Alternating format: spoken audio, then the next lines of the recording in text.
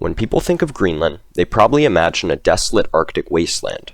However, there is more to the history of the world's largest island than just ice sheets and polar bears.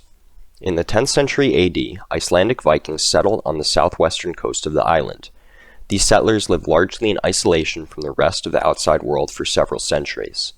However, when Denmark, intent on reasserting control over the island, sent a missionary expedition to Greenland in the 18th century, they found almost no trace of these original settlers.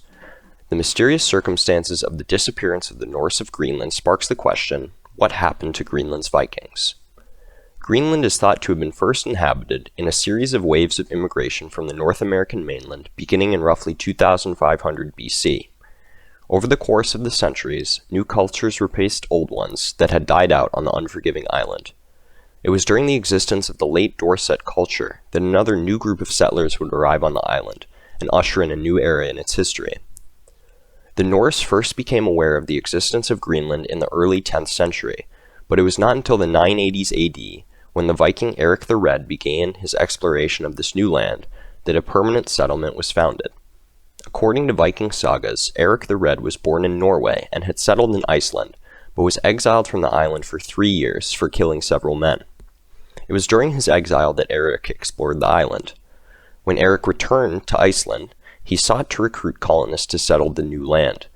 In order to attract recruits, Eric referred to the island as Greenland to make it sound more attractive than Iceland. His tactic worked, and the new settlements on the island grew and prospered. These Norse settlers depended on pastoral farming and fishing. During this time, Greenland actually traded with Europe, exporting ivory obtained from whaling and sealing, which became perhaps the most important economic activity. In 1126, a Catholic diocese was founded in Greenland, the first to be established in the Americas. However, by the 14th century, Norse Greenland began to decline. Many factors have been attributed to the eventual disappearance of the Norse settlements in Greenland. For some time, the prevailing theory was that the Norse abandoned their settlements due to the Little Ice Age, a global period of colder weather that perhaps proved to be too harsh to bear for the Norse. Other reasons, such as clashes with the Inuits, soil erosion from overgrazing, drought, or the decline in demand for walrus ivory, as elephant ivory became more available, may also have played a role in the disappearance. In addition, social factors may also have played a role in the gradual decline of the settlement. The decline in demand for ivory may have made Greenland even more isolated, causing young people to grow discontent with the monotony of island life and therefore leave. Slowly but surely, the Norse settlements of Greenland declined.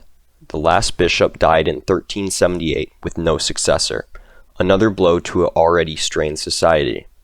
The last written record dates from 1408, recording a marriage.